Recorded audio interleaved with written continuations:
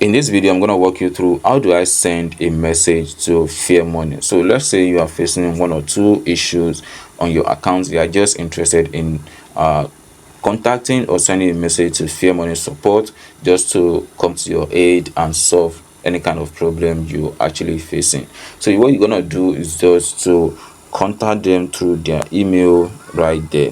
So this is their email address. You can see customer service help@fairmoney.io. This is their office address as well, and this is their phone number, which of course you can use to contact them in case of any issue. So you have three options in order to reach out to Fairmoney. Maybe something is actually going on, so this way you can actually send a message to them through their email and they're gonna reply to you as fast as possible.